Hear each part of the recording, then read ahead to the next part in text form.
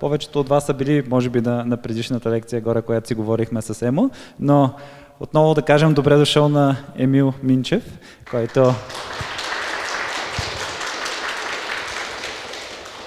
който освен, че е супер успешен автор, е супер задълбочен фен и за мен е един от най-силните примери на хората, които познавам, които едновременно са и успешни автори, и задълбочени фенове, защото тези неща не винаги вървят заедно.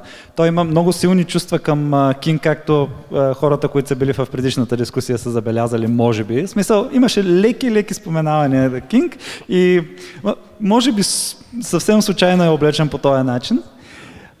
И в тази лекция ще ни говори за Кинг, Ромеро и като цяло за смяната на отношението към хорора в един по-нов период. Давам ти думата без да ви бавя. Благодаря още веднъж.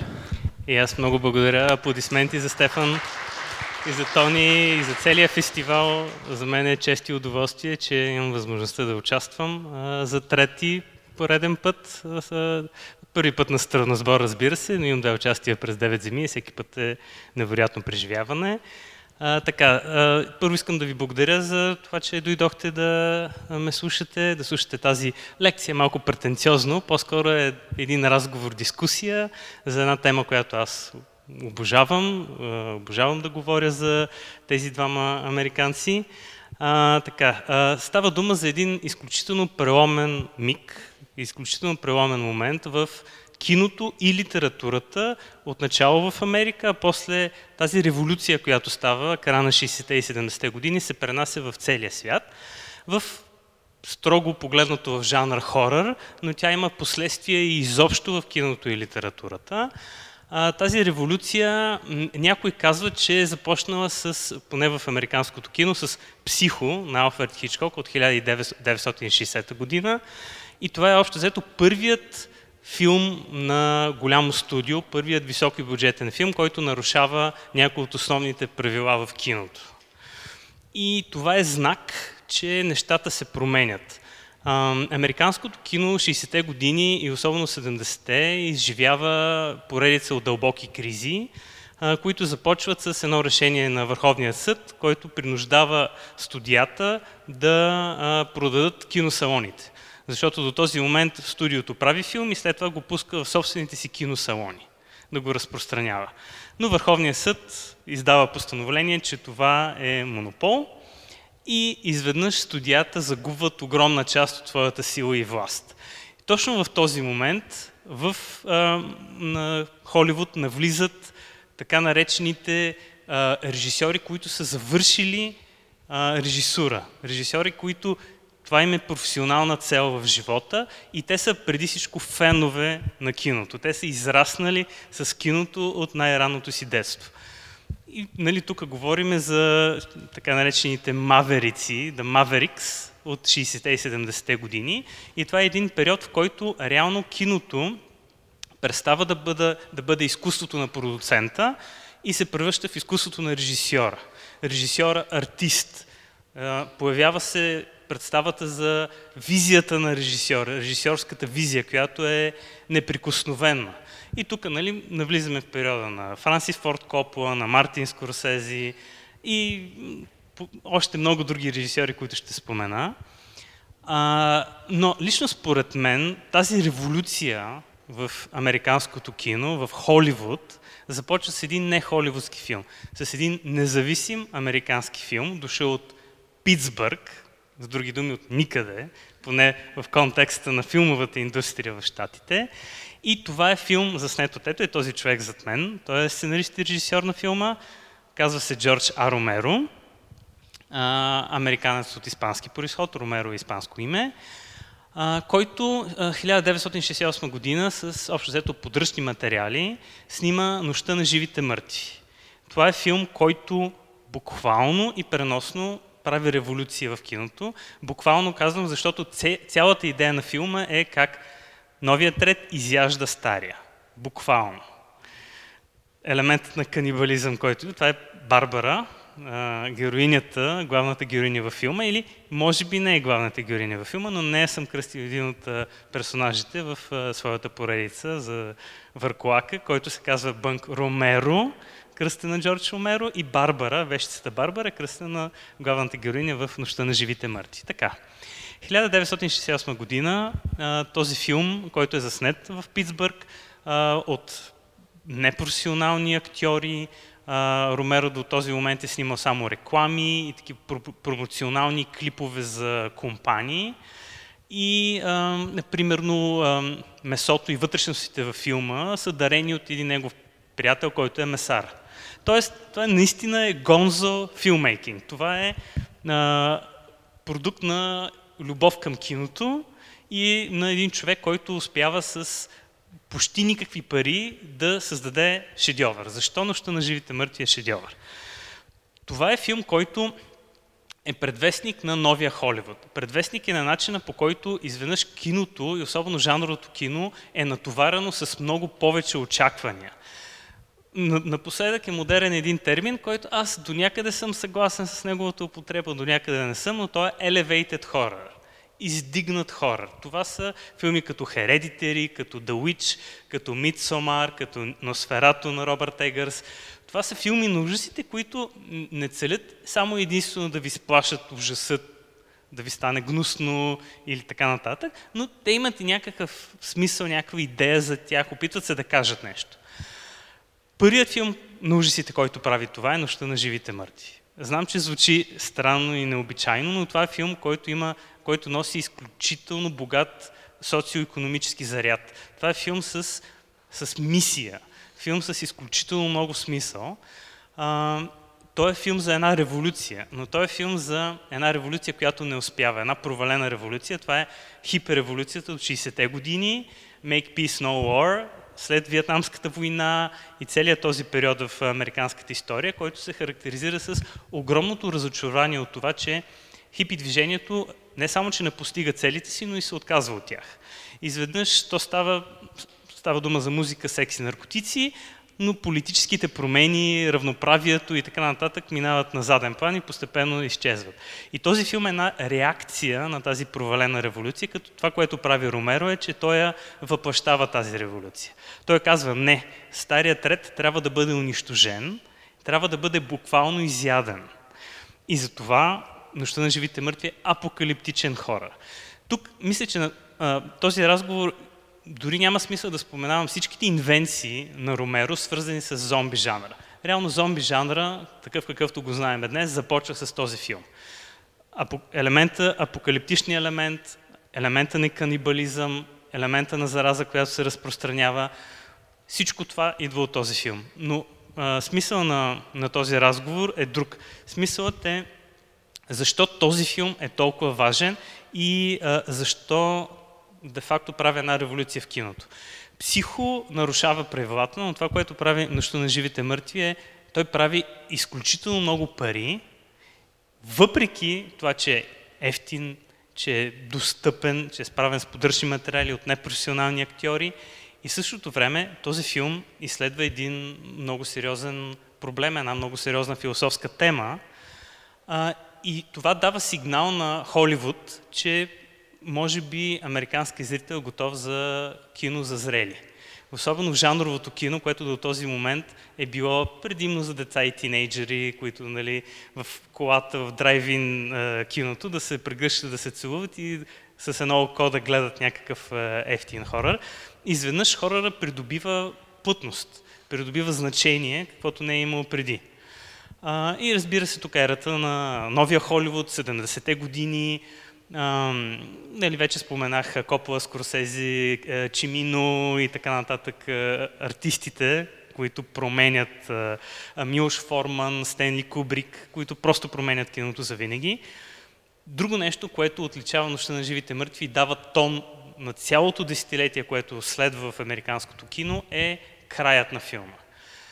Значи, мисля, че до кодовата система, която замира някъде към края на 50-те години, значи това е 20-те години Холивуд според консервативните настроения в щатите е бил твърде декадентски, разюздан, няма морали, няма поведение и самия Холивуд, самите студия се събират и казват, добре, тук ще има един код, който ще се спазва, не трябва да има голота, не трябва да има насилие, прекалено много и така нататък. И едно от правилата е било, че злодеят винаги трябва да бъде побеждаван на края на филма.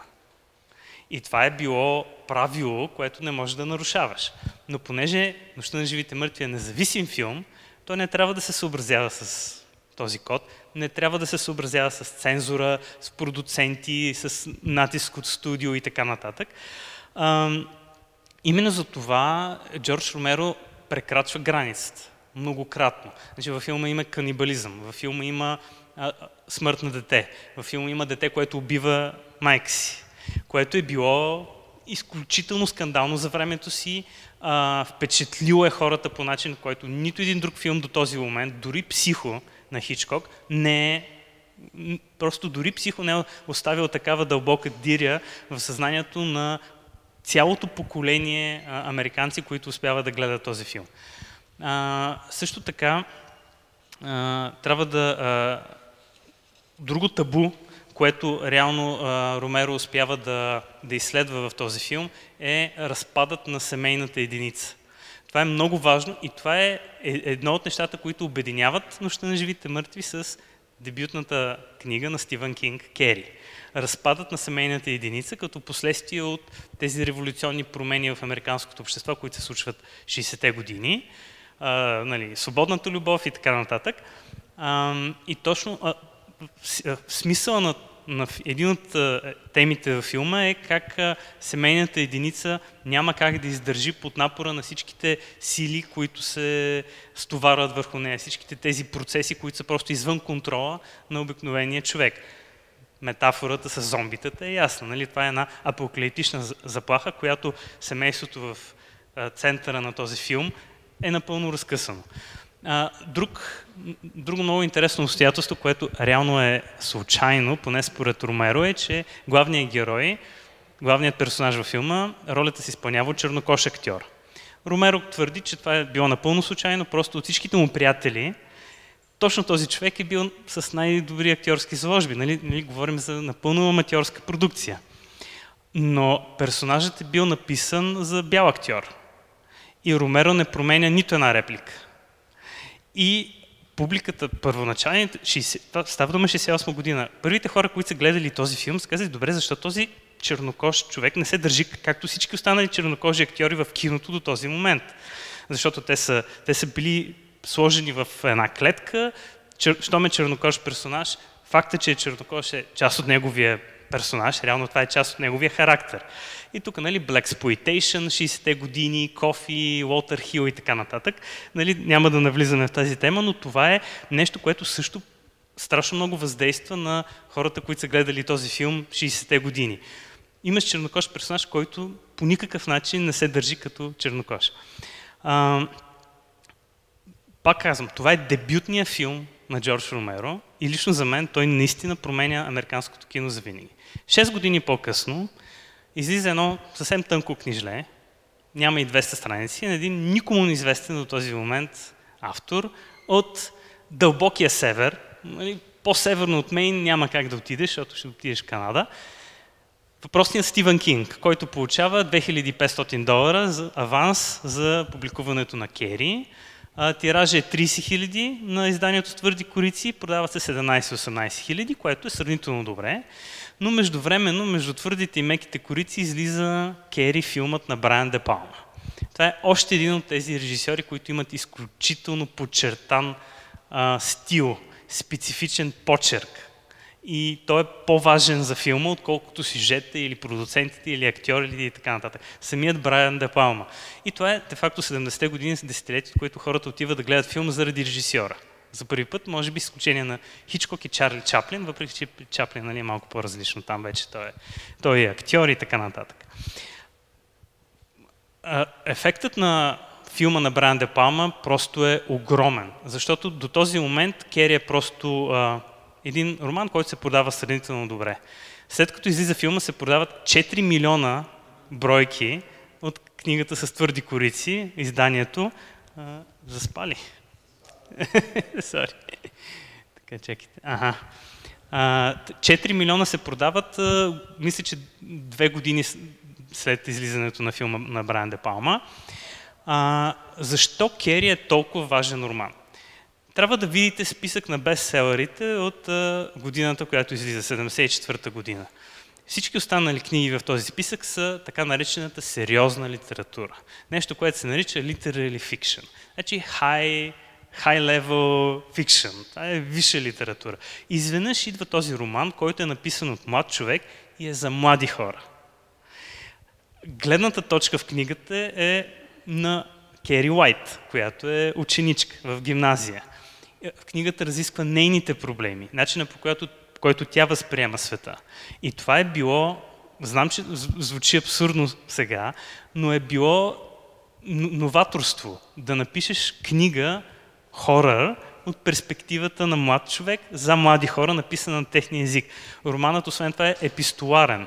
Тоест има едно много интересно чувство на автентичност, докато го чете, защото има статии от вестници, репортажи. И тук се връщам паралел с Нощта на живите мъртви. Заради изключително ниския бюджет, филмът е черно-бял, разбира се. 60-те години повечето американци гледат телевизия на черно-бели телевизори, включително новините. В самия филм са включени няколко новинарски репортажа, които са неразличими от новинарски репортаж, който е вървял по телевизията по това време. Тоест, една допълнителна автентичност. И ако гледате филм на ужасите преди 68 година, ще видите някои много тропи, които никой не е успял да избяга до този момент от тях. Това са едни много специфични знаци, които ти казват спокойно, гледаш филм на ужасите. Актьорската игра е малко едно театралничен тип Винсент Прайс. Декорите са по-специфични. Темите, колкото и да са сериозно, по-такива тежки, мрачни и така нататък, никога не се престъпват едни определени граници. Нощта на живите мъртви нарушава всички тези правила, имаш теми табу, имаш едно усещане за автентичност и имаш едно усещане, което според мен, аз лично изключително много ценя такива творци, ти не се чувстваш в безопасност, докато гледаш филм на Джордж Ромеро и не се чувстваш в безопасност, докато четеш книга на Стивън Кинг. Защото ти не знаеш какво ще ти поднесе автора, не знаеш дали си готов за това, което ще ти поднесе, не знаеш дали си готов за следващата сцена. Имаш сцена, в която дете умира и следващата сцена то възкръсва и убива майка си. И аз си казвам, докато гледам този филм, добре, аз дали ще издържа до края? Сигурен ли съм, че мога психологически да издържа на това, което ще ми покаже този режисьор?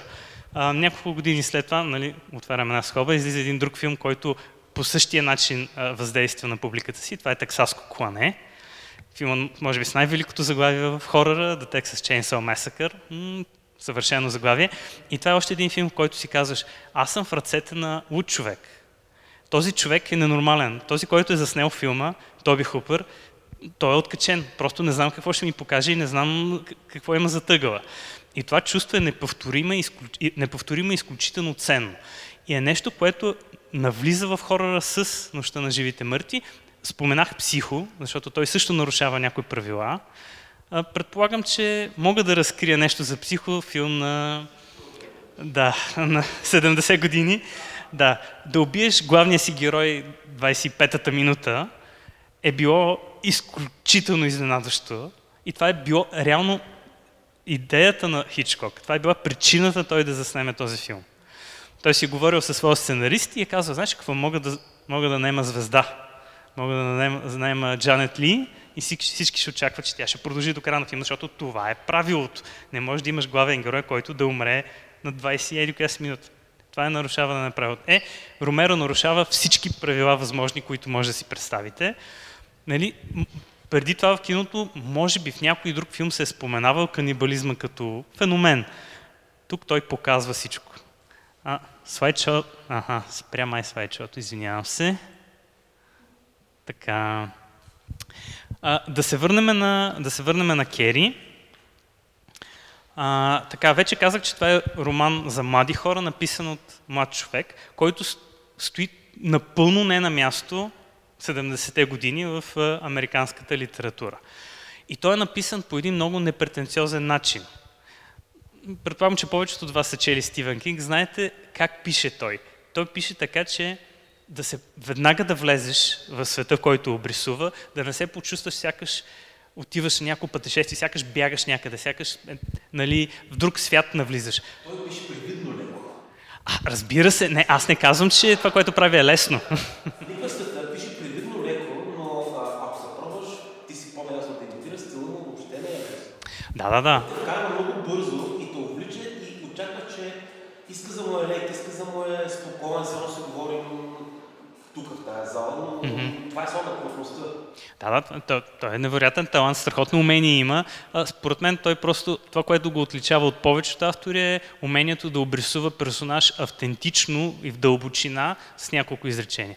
Просто, да.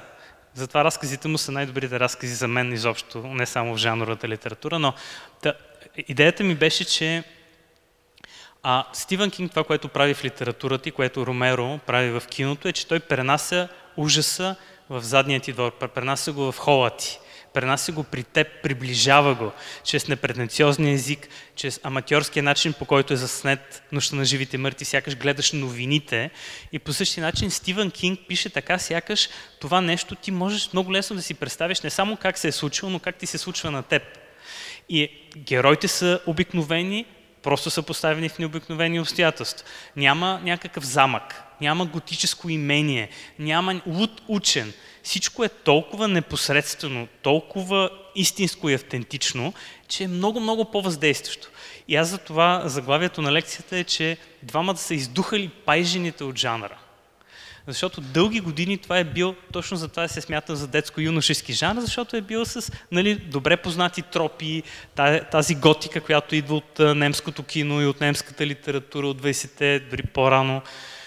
Но просто Стивен Кинг, не случайно втората му книга реално е Американския Дракула.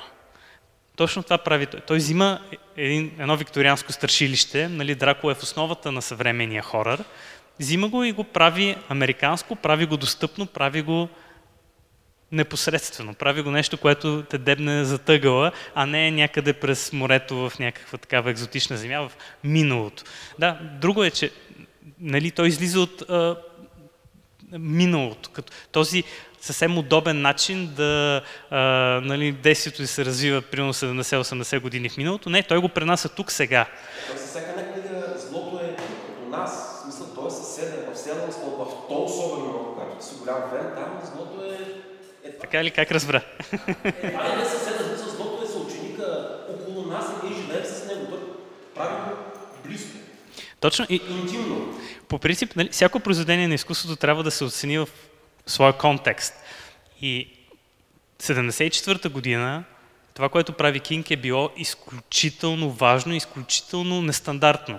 Знам, че сега ние сме толкова свикнали с него и с, да не казвам милиони, но с стотиците хиляди негови имитатори, че просто сме някакси, това се е превърнало в нормата. Но когато той започва да твори, това далече не е било нормата. Просто хорът е бил много по-екзотичен и следователно много по-далечен. Наистина, мисля, че това е нещото, което започва революцията и вкарва хорора в мейнстрима, вкарва ужасите в ежедневната литература. Вече това не е нещо, което де-факто хората се срамуват да кажат, че четат. Не е нещо, което е на долния рафт, най-долния рафт в книжарницата. Изведнъж това става най-продаваната литература. Стивен Кинг е най-продаваният американски автор през 70-те години. През 80-те години, извинявам се, 90-те е Джон Гришъм, но 80-те е най-продаваният американски автор. Ако не се лъжа, той е един от тримата най-скъпо платени американски автори. Възможно е, това вече за филмовите адаптации, но по принцип, още от самото начало, филмовите адаптации са изключително важни за Кинг. Той е на премиерата на Кери.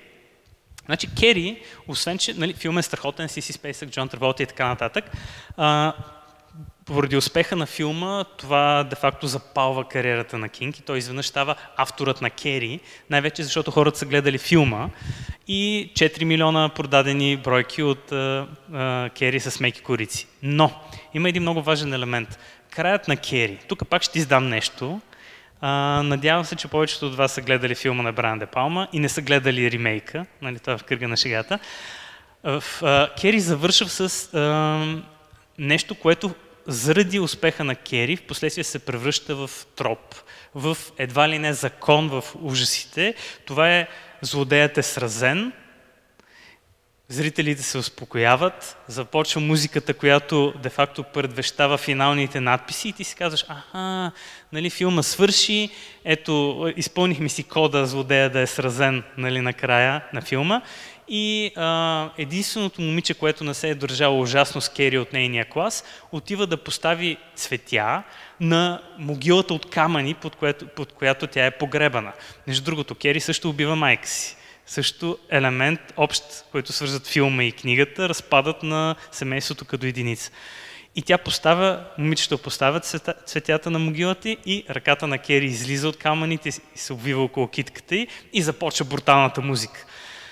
Този jumpscare, този край, който е де-факто фалшив край, последван от брутален обрат, изненадващ обрат, след това навлиза в киното не само в хорора, но предимно в хорора и Том Савини го повтаря в Петък 13.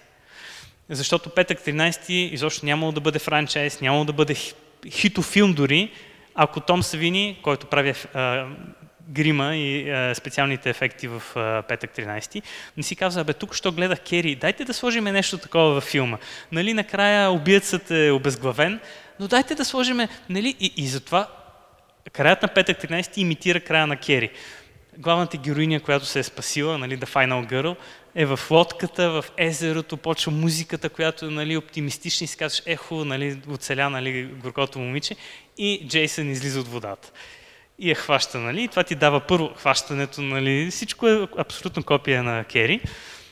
Стивън Кинг на премиерата на Кери, той е в киносалона и разказва една много интересна история, как, нали, той тогава още никой не е чувал за него, това е преди бума, предизвикан от филма на Брайан Де Палма, и той седи в киносалона и той не знае за този край на филма, нали, и разказва как двама огромни 150 кг мъже са седяли точно на първия ред и при тази сцена и двамата са подскочили. И той тогава се обръща към Табита, жена си, и казва, този филм ще е хит. И не само този филм, но и изобщо цялата му кариера след това тръгва директно нагоре се изстрелва. Да? Питам нещо във връзка с Кери. Да, разбира се. Значи, аз също съм фен на Кери. Преди 2 години се я предпочитах и в главата ми изтъкна много странна аналогия. В края на Кери в романа, когато не помня кой нейна съученичка, случайно се свърза с нея телепатично и през цялото време също как тя умира, т.е. как съзнанието се свива в една точка и изчезва.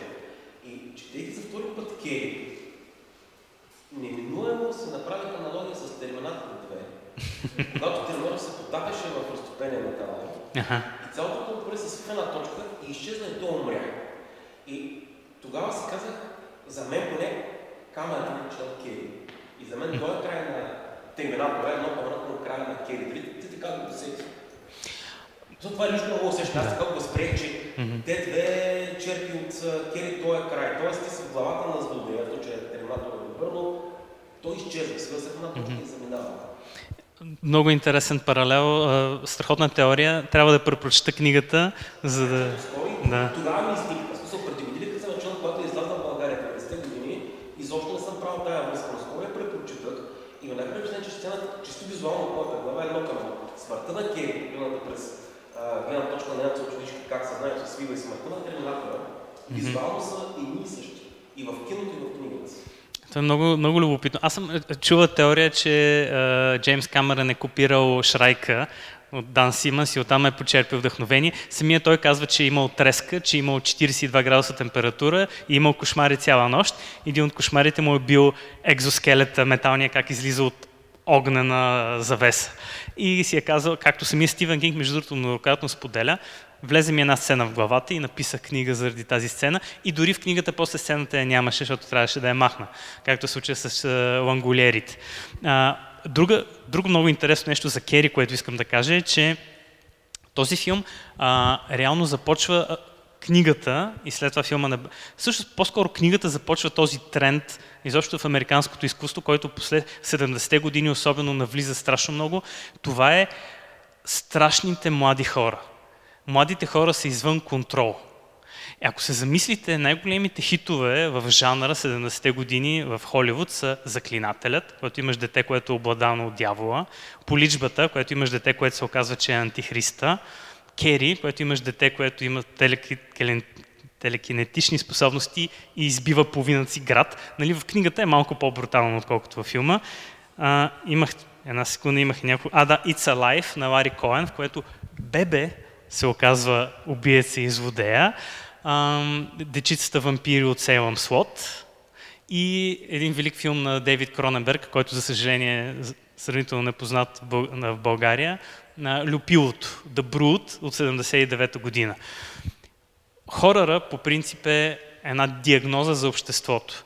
И теченията в хоръра по един прекрасен начин илюстрират нещата, които обществото се страхува и от които се вълнува. И очевидно е, че през този период младите хора, които са хипи културата, след войната в Виетнам, Free Love, Woodstock и така нататък, и има едно такова консервативно усещане, че де-факто децата са извън контрол, децата са неподатливи на контрол, децата са демони, те са обладани от нещо. Нали, секс, наркотици, рок-н-рол и така нататък. И Стивън Кинг, мисля, че неволно успява да улови това настроение и Кери за това е една от причините да се превърне в такъв хит. Нали, тоест, публиката на Кери не е само младите хора, защото романът е написан за тях и от тяхната гледна точка, но и родителите им четат книгата и си казват, да, моето дете наистина прави такива неща, нали, наистина е опасно. Това е на връзката с младото поколение. Така, искам малко да споменах краят на Кери, на филма и на книгата. Между другото, лично моето мнение е, че краят на романа е по-добър, отколкото на филма на Де Палма, но всеки си има право на интерпретации. Със сигурност краят на филма е по-влиятелен за развитието на жанра. Краят на Нощта на живите мъртви. Това, лично според мен, краят на този филм е опустошителен. Просто е опустошителен. Защо? През цялото време ти си казваш, добре, гледаш апокалиптичен хорър с зомбита, които във филма ги наричат ghouls. Думата зомби още не е навлязла.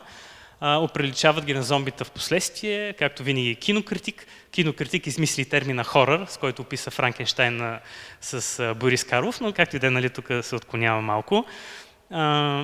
Зомбита, които ядат хора, брутални сцени на канибализъм, както вече казах, разпада на семейството. И накрая в филма, пак ще издам нещо, което надявам се, че гигантски спойлер е, но главният герой във филма, който е този чернокож актьор, успява да се опази от това да не стане зомби. И накрая, кой го убива обаче? Да, шерифа го убива. Да, това е хайка от хора с пушки, които обикалят и отстрелват зомбита. Той не е зомби, но въпреки това го убиват. Тази последна сцена във филма е като лъжете. Тя е снимки. Поредица от супер брутални снимки. Не са кадри, просто са снимки една след друга, сякаш е вестникарска статия. И точно това е невероятният заряд на филма. Затова аз в началото казах, че това е филм, който е тематичен, който е филм с много смисъл. Не е създаден просто да те ужаси или погноси или да те изплаши. Това е филм, който да те накара да се замислиш. Защото реално той илюстрира нещо, което се случва в Америка в момента, който е правен филма. Расовите бунтове, южняшките шерифи, които насъскват кучета срещу демонстранти, невъоръжени, погромите в американските колежи, където има застреляни студенти от войници, реално, от запаса, които са изпратени там да потушават студентски бунтове. И в тази атмосфера е правен този филм. И затова краят му е толкова въздействие, защото той отразява нещо истинско, което се случва. И ти, когато гледаш края на филма, не можеш да не си кажеш, че зомбитата не са лошите всъщност в този филм. Всъщност в филма хората се държат отвратително и ужасно. Хората са зли. Зомбитата просто са ходеща купчина от инстинкти. Те просто искат да ядат, искат да оцелеят. Те не са злонамерени. И ако проследите цялата трилогия на Ромеро, във всеки следващ филм е все по-очевидно и явно, че той е на страната на зомбитата, а не на страната на хората. И в Земята на мъртвите, който е четвъртия филм от поредицата, главният герой е зомби. Хората стават все по-отвратителни, все по-гнусни, а зомбитата де-факто са просто, те са като катаклизъм, те са някаква природна сила и де-факто филмите са портрет на това как хората се справят с този катаклизъм. Зомбитата са хаотично, неутрално нещо, което просто опустошава. Затова смятам, че краят на Нощта на живите мъртви е шедьовър сам по себе си. Тези последни няколко снимки, които дори не са кадри, просто бъркат в тебе и ти стискат сърцето. И този нихилистичен край, този разтърсващ опустошителен край също налага мода в американското кино, в холивудското кино, въпреки че това е един независим филм, но разбира се, успеха води след себе си имитатори и успеха на Нощта на живите мъртви е толкова голям. Това дълго време е един от най-успешните филми, правени някога. Тук говорим за бюджети и приходи. Между другото, само да отбележа, отварям една скоба, винаги най-успешните филми са филми на ужасите. Вярна публика, която ходи, гледа го многократно, а са ефтини за правене. И затова, да, след това Paranormal Activity, The Blair Witch Project, това са най-успешните филми дълги години и Нощта на живите мъртви е един от тях. И този нихилистичен край на Нощта на живите мъртви, ако проследите 70-те години в Холивуд, най-успешните филми, всички до един. Тотално различно от това, което е било 60-те години, да не говорим 50-те години. Аз тук дори съм си направил един списък. Значи, хронологично, Протокал с часовников механизъм, Кръстникът, Тексаско клане, Китайски квартал, Полет над куковиче гнездо, Шофьор на такси, Овецът на Елени. Всеки един от тези филми свършва по начин, който е опустошителен. Въпреки че аз бих поспорил за Протокал с часовников механизъм, според мен по-скоро е... Филмът е много мрачен. Цялата атмосфера чупи клишета, така че края не е толкова значение, колкото филма като цялост. Да, според мен, де-факто това, което казва Кубрик и Бърджес, съответно автор е, хората са ужасни животни, но това е окей. Общо взето това казва и не следва да се променя. Така, споменах това. Ще завърша с един любопитен факт. Нещо, което ми направи много интересно впечатление. В Щатите излезе специално издание на Кери по случай 50-та годишнина на книгата. И това издание, корицата, между другото, я видяхте, може би ще... Значи това е една от меките корици. Това е оригиналният плакат на Нощта на живите мъртви, оригиналният плакат на Кери. Това знаете кой е. Трилогията... Значи това е... Това е оригиналната корица на изданието с твърди корици. Далече в ляво, червената. Така. Ето това е 50-та годишнина, както виждате, отдолу пише с предговор от Маргарет Атлуд, която предговор е великолепен и в него тя казва, че де-факто Кинг е успял да обрисува по един неочаквано автентичен и психологически реалистичен начин едно младо момиче. И начина, по който света възприема това момиче. Начина, по който де-факто тя е предадена от всички. От училището си, от родителите си, от системата. Обаче какво се случва накрая? Защо книгата реално е хит? Защото тя си отмъщава. Тя си отмъщава и де-факто това е wish fulfillment. Това е катарзис за всички хора, които са унеправдани, които са натикани в някаква ниша и де-факто това зрелищно отмъщение ни кара да застанем на нейна страна. Така е, но във филма не. Да. Тя в книгата и до последно, по мое усещане, тя не получи това облегчение, дори отмъщението и това, което си беше хора, ние донеси нищо положително по емоция. Те не се чувстваш удовлетворено от тази смърт. Значи краят беше нихилистичен, но... помниш ли последните писма? Няколко писма в книгата, която бяха за бебето, което е поместил купчетата. Да, сещам се. Той, де-факто Стивен Кинг казва, Кери е първата от много. И това е... Може да говорим, че всъщност после Живата факла е в същата вселена продължение на темата за Кери. Да, подпъвачката. Живата факла е един от най-скандалните преводи на заглавия в историята на литературата за мен. С нея за това заглавие ми хареса подпъвачката. Ама тя самата не гори нищо.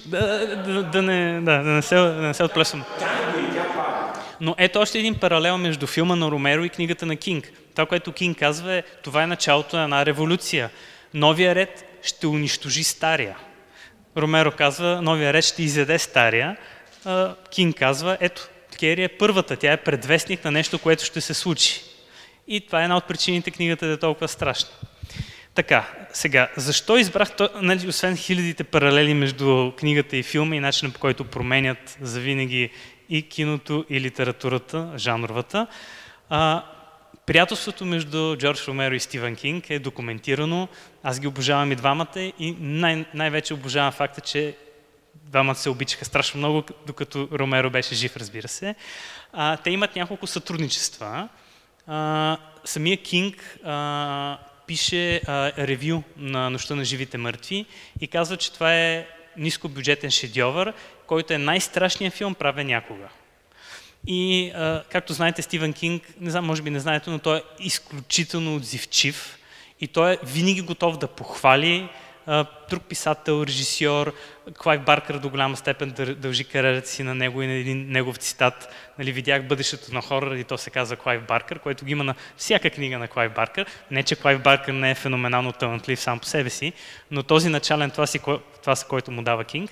И двамата се запознават. Ромеро е изключително впечатлен от репликата на Кинг и работят първо по един страхотен филм за мен, Крипшоу от 1982 година. Шоуто на ужаса, мисля, че беше преведен на български, който пък е вдъхновен от комиксите на EC Comics от 50-те години. Ако искате доказателство, че преди Ромеро хорър е бил считан за детско-юношески жанр, тези комикси са перфектното доказателство, защото те са били предназначени за деца. Но Крипшоу е де-факто Стивен Кинг пише сценария и това е първият му сравнително оригинален сценарий, защото някои неща ги базира върху свои разкази, но това е първият сценарий, който пише. След това Джордж Ромеро създава хорър антология за един телевизионен канал, Tales from the Dark Side, приказки от тъмната страна, 83-84 година и там включва адаптации на два разказа на Стивен Кинг, Компютърът на боговете, невероятен разказ и Извинете, не е грешка, който пак Стивен Кинг пише сценария. И 93-та година излиза филм, който също се засне 91-а, но поради фалита на студио Орион, 2 години отлагат излизането му. Това е Тъмната половина. Това е адаптация. Джордж Ромеро прави адаптацията, той пише сценария, той режисира филма. Това е един от недооценените шедьоври на 90-те години. 90-те години хоръра е в най-окайното си състояние и може би заради това филма потъва и е финансов провал, но е невероятен, страхотна адаптация с Тимати Хътън, който е носител на Оскар тогава и все още, разбира се, не са му го отнели. Горещо препоръчва филма, страхотен е. Ромеро за студио, когато Ромеро работи за студио е малко по-различно. Определено си личи, че са го ограничавали, но в крайна сметка това е съдбата, като работиш с чужди милиони, няма как да не се съобразяваш с желанието на продуцентите. И така, значи ще смятам да завърша това кратко изложение. Сега се надявам, че имате интересни, забавни, пипреливи въпроси към мен и бъдете смели и не се колебайте.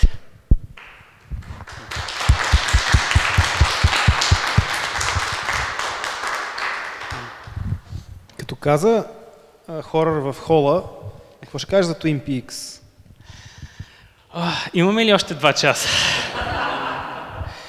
Ами, обожавам Twin Peaks по начина, по който обожаваш нещата, които са ти нанесли детски травми. Бях твърде малък за Twin Peaks и просто никога няма как да се отблагодаря на родителите си за това, че ми позволиха да го гледам този сериал. Това е нещо невероятно, сънна логика в американски сериал, правен от супер консервативен телевизионен канал, в който Дейвид Линч включва освен сънищата си супер много арт елементи от европейското кино, страхотна мистерия, невероятно нарушаване на табута. Нали, тук не искам да издавам на тези, които може би от вас не са го гледали, но Twin Peaks е нещо гениално. Това, което прави Линч, е той вкарва европейския артхаус в телевизията. И телевизията никога не е същата след Twin Peaks.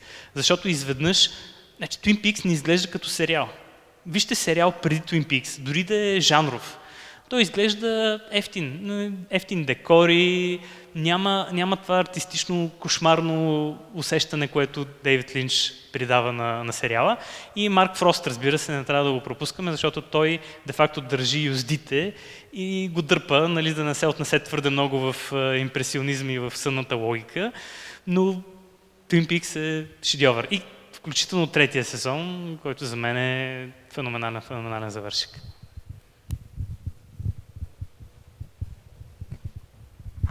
Ти каза, че хорора диагностицира обществото. Можеш ли да отличиш един по-застъпен тренд в съвременния хорор и как той ни диагностицира? Мога да открия един тренд, който изобщо не харесвам, който слава Богу горе-долу отмира в момента, но след 11 септември изгряха тъй наречените горнофилми, torture porn или горн, нали, което е от гор и порн, т.е. кървища, самоцелни кървища, без никаква мисъл, никакъв съспенс, нищо друго, освен кръв и черва. Тези филми де-факто са начинът, по който хората си мислят, че Стивън Кинг пише, тези, които не са го чели. Нали, Хостел, Со и Убийствен пъзъл и така нататък, този род филми. Този тренд, според мен, беше до голяма степен резултат от ксенофобските настроения след 11 септември и тази идея, че нали, някой отвънка ще дойде и ще ти превърне живота в ад, просто е така.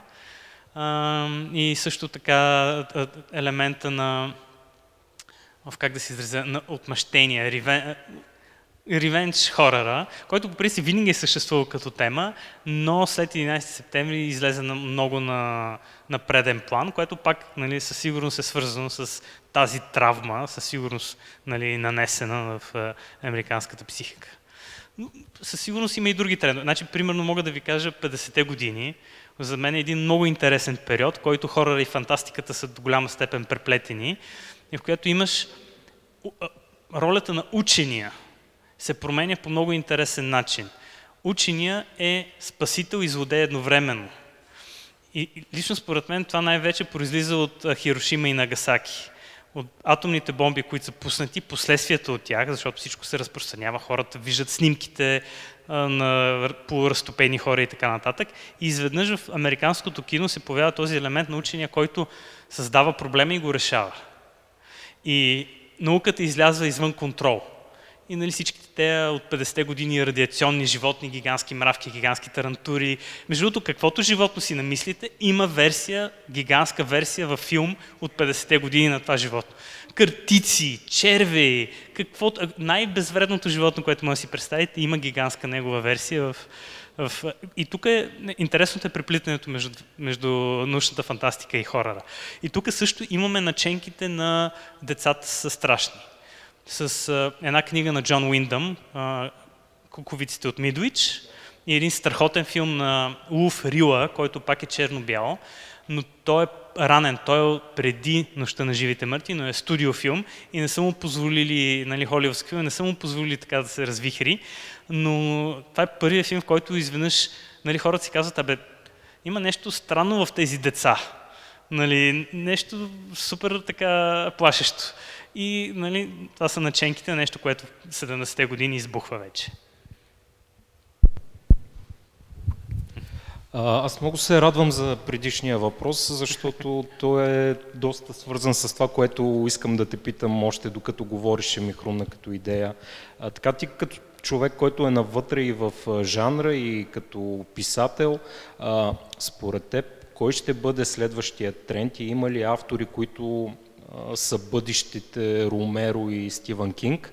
И нещо, за което се замислих по повод на това, което каза, че тези творби са продукт на своето време. Сега последните години, особено покрай COVID-пандемията и преди това, както ти спомена, 11 септември, нали, така все по-популярни стават теориите на конспирациите. Та се замислих, че в хоръра, поне 2 заглавия от последните 2 години, Оръжие от тази година и Long Legs от миналата година, така има темата, че персонажите са едва ли не кукли на конци, нещо тъмно, мрачно ги държи и ги движи. Дори в твоя разказ в Възкресение има един такъв лек елемент, въпреки че ти очевидно там имаш други вдъхновения, мисля. Та, според теб има ли е тази тема, че ние не сме съвсем така агенти на собствените си действия в съвременния хорър? Страхотен въпрос, много благодаря за него. Да, това определено е тенденция. Още с досиетата Хикс, мисля, че това навлезе като идея. Този калифорнийски сърфист Крис Картер, който създаде този велик сериал. Реално идеята, че ние не контролираме съдбата си. Нали, тук да не навлизам в темата на религиите и как те де-факто използват този страх, но това е една изключително мощна тема с много потенциал и колкото по-сложен става света, колкото повече такива събития като COVID се случват, когато ти си казваш, аз съм просто една прашинка на една скала, която е хвърлена през космоса и се движи с някаква брутална скорост и кой знае къде ще се озове. И това чувство, че си нали, не контролираш собствената си съдба, е нали, много тематично. В хоръра, за мен е най-добрият филм в това отношение, не само хоръра, изобщо, според мен е Hereditary. Значи, той беше първият филм, който започнаха да говорят за Elevated Horror. Това е дебют на талента, още един дебют, между другото, на Ари Астър. Онези от вас, които не са гледали Hereditary, ви препоръчвам да тичат, да си го пуса. Значи, много е тежък. Филм е изключително тежък, но точно тази тема е залегнала по един разкошен начин, как де-факто ние сме кукли на конци. Но по принцип това е нали, стара тема, но добива все повече и повече популярност напоследък, точно заради това, което ти каза. Нали. Идеята на тези конспиративни теории, теорията на конспирацията е някакъв отчаян опит да подредиш в ред нещо, което е изначално хаотично. И понеже е хаотично, то е страшно. Примерно някой човек го блъска кола и ти казваш, добре, защо го блъсна тази кола? Има някаква причина, не се е случило така просто, защото ще се случи и на мен. Трябва да го оправдая по някакъв начин. Значи той участва в някаква конспирация, или той е бил грешник, или той еди какво си, или еди що си. Нали, това е начин да си обясним света грешно, за съжаление. Нали, хаоса е навсякъде. Да, може. Иначе за бъдещите Ромеро и Кинг, по принцип, на това, което моята надежда реално и моята прогноза е, че чистите жанрове ще изчезнат постепенно. И ще има де-факто смесици от жанрове, амалгамации, такива, каквито аз създавам. Нали, self-serving малко. Какво беше самоизпълняващото се пророчество. Но лично според мен чистата жанрова литература просто вече стана твърде скучна. И го забелязваме това, първо започна в Холивуд, просто защото нали, като даваш пари за филм, примерно като искаш да заснемеш научно-фантастичен филм, висок бюджет, нали, почти винаги трябва да отделиш доста милиони, за да заснемеш един научно-фантастичен филм. И те си казват, добре, дай да включим още една тангента, да включим още един жанр, да включим още един слой, нали, един дял от публиката, за да си гарантираме още някакви приходи, за да може да оправдаем този бюджет. и оттам започнаха примерно да се смесват жанровете по един много интересен начин. Фантастиката, чистата фантастика, поне в холивудското кино е абсолютна рядкост. А както знаем, нали, в днешно време почти само Холивуд може да си позволи да снима, нали, фантастика, защото това е много скъп жанр. Фентази и фантастика са супер скъпи жанрове. Хоръра как да кажа, за щастие, много демократичен жанр. Нали, сега ние всички тук може да си обединим средствата и да заснемем филм на ужасите в тази сграда. И най-вероятно няма да е толкова лош. Със сигурност няма да е толкова лош, колкото някои съвременни хора, които са... Моля? Нали? Абсолютно само камера ни трябва. Ето е камерата, тръгваме и снимаме по коридорите нещо. Ромеро, втори Ромеро, не знам. Значи, аз в момента говорих само за един аспект от неговото влияние. Изобщо не говорих в самия жанр това какво постига. Стивън Кинг мисля, че е нашия Дикенс. Не искам това да звучи, нали, преферцунано или високопарно или нещо такова, но според мен той е толкова добър разказвач, че книгите му ще оцелеят, няма да потъне в забвение като някои други свои съвременници. Примерно, не искам да обиждам феновете на Дин Кунц. По-лошия Стивън Кинг, както по принцип, да. Не знам колко хора се знават това, но Дин Кунц е продал повече книги от Стивън Кинг. Обаче колко често го споменаваме, колко често го обсъждаме, колко често препрочитаме неговите книги. Именно по тази причина мисля, че след 100-200 години никой няма да спомена Дин Кунц, но за Стивън Кинг, както сега говорим за Дикенс, най-вероятно ще се говори. Имайте предвид, че когато Дикенс издава своите книги, това не е било считано за висша литература, това е бил абсолютен пълп, както и Дракула. Дракула е бил разкъсан от критиците, когато е излязъл 1897 година, просто защото това се счита за най-нишата долна литература, какви са тези тук кървища, пулсиращи вени, разсъблечени мадами, какви са тези глупости, как може такова нещо. А сега, нали, книгата е класик. Дикенс, той е писал саги, сапунки. Както и Конан Дойл, предполагам, на времето, когато е издавал, не е бил нещо вау. Кой? Конан Дойл. О, да, разбира се. Той се е срамувал от Шерлок Холмс. Той затова е писал исторически книги и така нататък и е претендирал, че се е гордял повече с тях, въпреки че аз не му вярвам. И общо след хората го принуждават да съживи Холмс, при положение, че замерват централата на вестник Странд с камъни, чупат прозорци и са щели да го бият там, да го линчуват на улицата. И просто популярността на Холмс е била... Но по принцип критиците не обичат популярни неща, нали? Това е очевидно за всички. Самия Кинг, между другото, има много противоречиви отношения с критиците. Аз съм гледал много интересни негови интервюта в един период от кариерата му, който той се чувства под постоянно нападение от критиците. Има едно негово изказване, което самия той споделя, че е било много необмислено. Казва, че неговите книги са като Биг Мак с пържени картофки. И това изказване го преследва следващите 20 години и не може да се оттърве от него. И критиците го заклеймяват, нали, нарочват го за най-пошлия възможен, нали, най-малкото общо кратно, това е само за полуграмотни хора и така нататък. Но постепенно, с успеха, с любовта, която вдъхновява в хората, с това колко много писатели казват, че са били вдъхновени от него, и критиците започнаха така да обръщат почта, както се казва, и дори му дадоха за човекът в кафявия костюм, един негов разкошен разказ, му дадоха наградата О. Хенри, която е супер снобска награда. Разбира се, имаше протести след това, нали, естествено, но самия Кинг каза, нали, че е супер шокиран, че му дава такава награда, но ето, нали, постепенно, с течение на времето, репутацията му се промени и съм убеден, че след 100 години за него ще се говори така, както в момента се говори за Дикенс. Просто най-великият разказвач на своето време. Като говорим за хорър филми и хорър книги, коя интерпретация според теб повече може да повлияе книгата или филма? Много зависи. Много зависи. Аз по принцип съм на мнението, че една адаптация по никакъв начин не може да навреди на оригиналното произведение. Дори да е тотално различна, лошо няма. Нали, книгата си съществува, не е била изгорена, така че, примерно, ремейка на Кери, няма да го гледам, но какво от това? Нека съществува, не ми пречи. Ако някой тръгне да адаптира нещо мое, аз ще кажа добре. Ако измислиш нещо по-добро от това, което съм написал, може да ползваш моята история за скелет, но ако измислиш нещо по-добро, супер. Нали, аз това вече, това съм го изживял, нали, било е в мозъка ми, за какво ще го гледам пак на екрана. На мен ще ми е по-интересно да видя някаква нова интерпретация, нали, някакъв риф, някакъв кавър на това, което съм написал. Самия Стивен Кинг дори сподели нещо подобно, въпреки че той малко си противоречи, защото нали, всички може би сме чували за мнението му за Сиянието на Кубрик. За мен е един от най-великите хорари на всички времена, но Стивен Кинг казва, Сиянието на Кубрик е страхотен автомобил, красив, невероятен автомобил без двигател.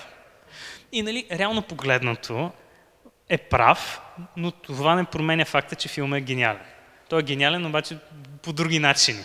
Не е историята на Кинг, просто е нещо друго, което не мога да кажа, че е по-добро, но със сигурност е по-добър филм, отколкото вярната, лоялната адаптация на Мик Гарис, телевизионната адаптация 3-часова от 90-те години, ако не се лъжа, която беше, нали, следва книгата, обаче също няма двигател. Обаче колата е грозна. Така че предпочитам красива кола без двигател, отколкото грозна така. Да. Въпросът ми не е толкова свързан с Кинг и ужаси, а по-скоро с The Stand. След COVID 2020-2021 направиха сериал по The Stand. Какво е мнението ти и дали според тебе продукцията е загубила от това, че на Мерилин Менсън са му предложили да изиграе роля, но в последствие следва да не го наемат? Благодаря.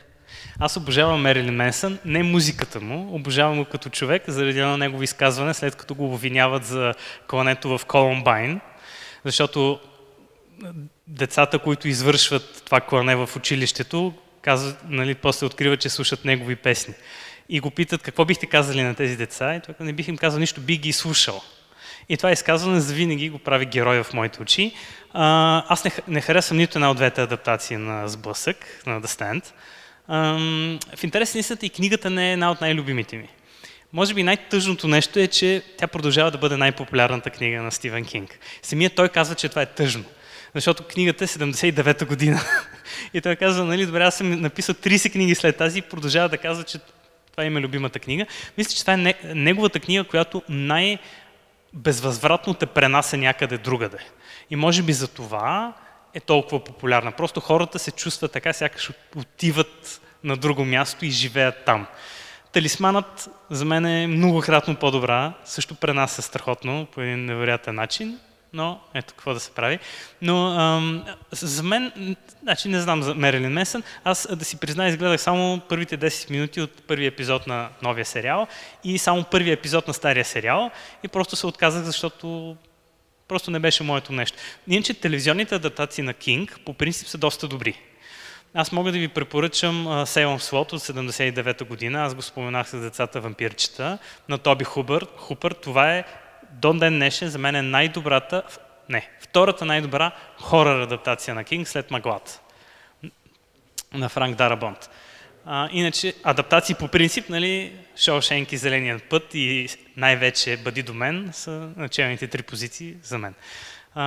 Има много добри. Томи Чоколад е страхотен сериал, пак 3-часова адаптация, Лангулиерите. Разбира се, тук, нали, аз гледам през призмата на носталгията, защото съм ги гледал като дете и те са ми повлияли по един начин. Страх ме сега да си ги пусна, защото най-вероятно няма да остана доволен.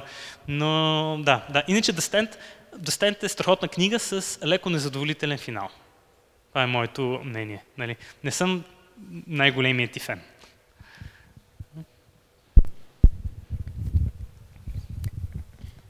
Ти по-рано спомена, че там 70-те години хорър филми са били най-успешните филми в този период. Да. Какво се променя? Какъв е културният шифт? Кои са най-успешните филми в момента и къде спира хорър да бъде и защо? 2 думи: Междузвездни войни. По принцип, 73-та година излиза Заклинателят и това е най-касовият филм за всички времена. След това 2 години по-късно излиза Челюсти и това е най-касовият филм за всички времена. Значи, представете си това в днешно време. Най-касовите филми в продължение на половин десетилетие са филми на ужасите. И то Заклинателят е изключително брутален, тежък, с много смислен хорър. Нали, консервативен е до някаква степен, но въпреки това е филм на ужасите. Междузвездни войни променя завинаги американското кино и според мен и световното кино, заради всичко случило се около филма. Заради играчките, заради маркетинга и заради това как публиката се пренасочва. Значи след Междузвездни войни киното става изкуството на децата и на юношите. Преди това, 70-те години, нали, Междузвездни войни излиза края на 70-те, киното е било, да отидеш на кино, да отидеш на изложба, да видиш някаква скулптура. Нали, имало е детски филми, но мейнстрим киното е било за възрастни хора. Нали, просто погледнете дори кои филми печелят Оскара 70-те години, включително Midnight Cowboy, Среднощен кълбой, който е R-rated. Значи това е R-rated филм, който е restricted, което означава, че никой под 18 не може да отиде да го гледа. Нали, Rain Man, изобщо всичките тези филми и най-касовите филми реално 70-те години са били Френска връзка, също R-rated, са били филми за възрастни. Междузвездни войни отваря вратите, появява се една цяла нова публика, която е изключително жадна, изключително гладна и на която могат да бъдат продавани и хиляди неща около филма. Нали, не само билет за филма. Кой ще си купи, нали, играчка Френска връзка? Или кой ще си купи Rain Man? Да, предполагам, че вече има. Предполагам, че вече има. Но Междузвездни войни де-факто е следващата революция. И затова в 80-те години наблюдаваме много сериозно вдетеняване на холивудското кино. Което също, нали, не е задължително да е нещо лошо, просто се изменят нещата. И парите за бюджети отиват в жанрови филми, което, разбира се, за хора като нас е прекрасно, защото гледаме фентази фантастика, нали, Флаш Гордън, Джеймс Бонд дори отиде в космоса заради Междузвездни войни. Така че... Но пък имаше примери за жанр хорър кино, което е също много скъпо като производство, което се появява чак пак на големия екран и остава следа. Пришелец, пришелци, Смъртносен хоризонт. Но ето пак, виждаш ли преплитането на жанровете? Тук съм това са жанрови колаборации, дори световната хорър организация, ако не много спомената, обяви Пришелец за най-добрия хорър филм на 20 век. Те си го гласуваха, те си го обявиха и това е филм, който скоро пусках на моята щерка, който е филм 79-та. Да. Пришелец, който е остарял много добре. О, страхотност. Дори, между другото, препоръчам режисьорската версия на Ридли Скот. По-дългата с... По-къса е. Не, по-къса е. Това е... Не, казвам ти. Значи това е единствената режисьорска версия, която е по-къса от оригиналния филм. Точно затова е гениален Ридли Скот. Значи Джеймс Камерън, като прави режисьорска версия, добавя едни 30 минути. Ридли Скот, нали, на Пришелците говоря, Ридли Скот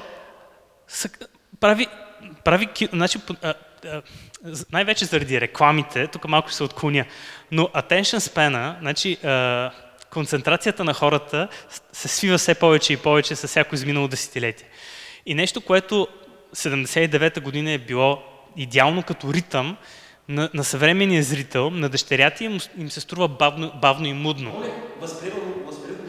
Това е заради режисьорската версия, защото Ридли просто го е...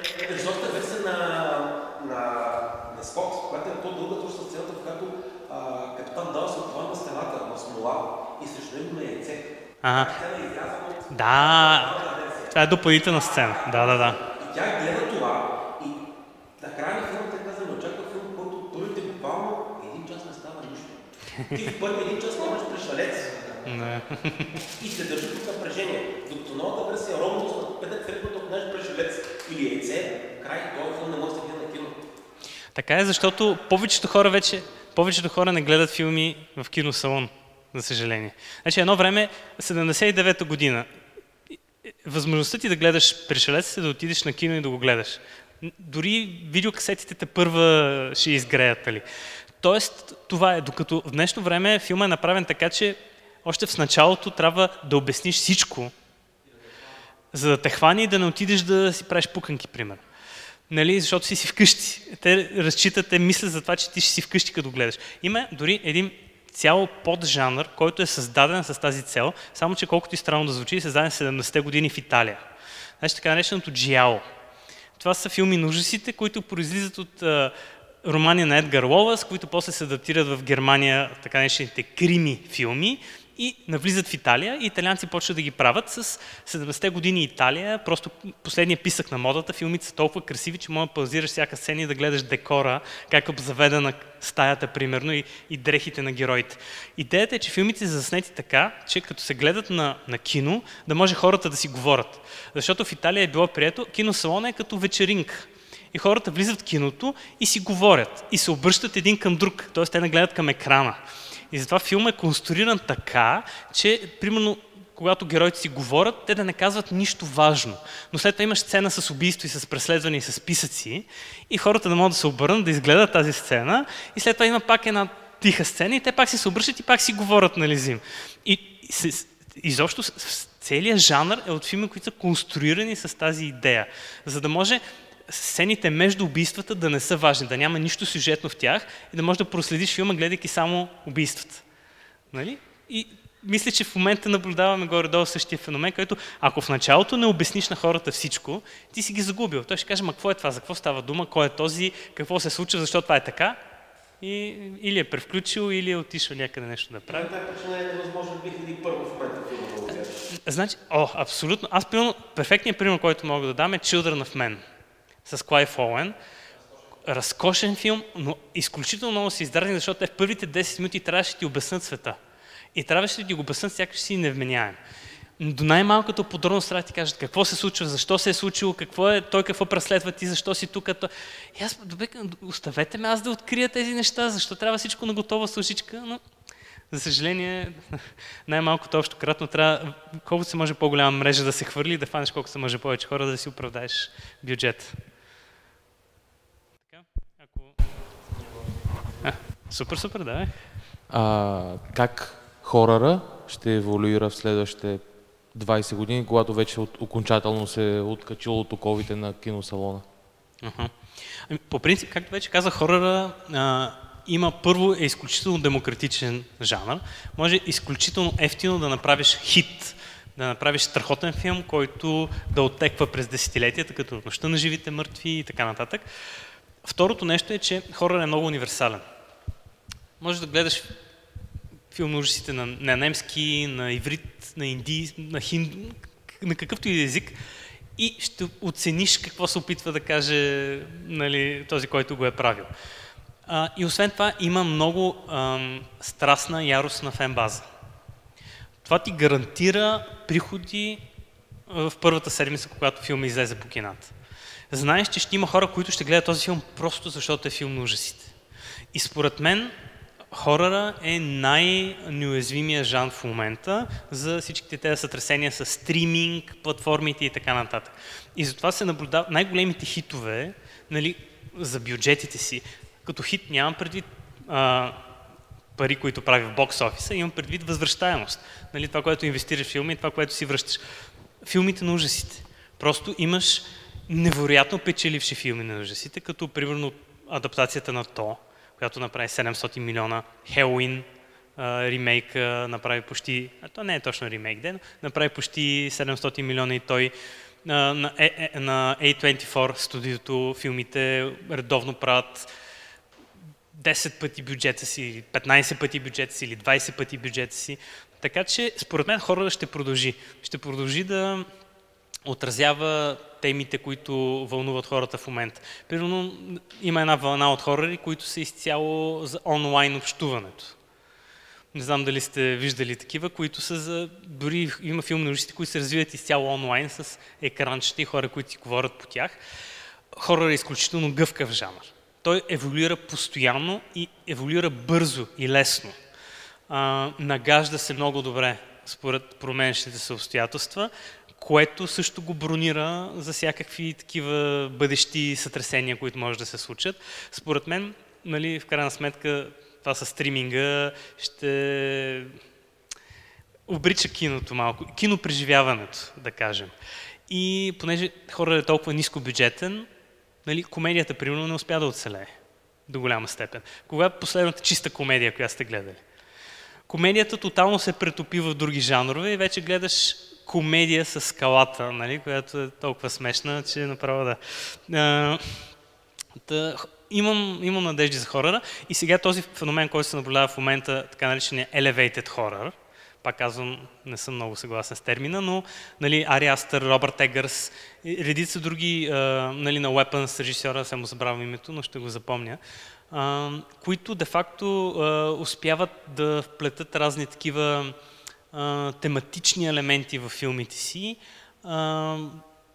и звучат зряло техните филми. Сякаш не само, че навлизат в мейнстрима, но и крадат малко от зрителите на другите жанрове, което нали, аз нямам нищо против. Така че, иначе за нали, конкретни тенденции, знам ли, може би нещо свързано с така все повече и повече се изолираме, живеем все повече и повече сами, излизаме все по-рядко, всичко се достава до вкъщи, може би това ще бъде някаква тема в бъдещето. Няма представа. Точно това е интересното. Ще е забавно да видим как ще еволюира жанра, който постоянно еволюира, постоянно се развива. Супер. Благодаря ви много.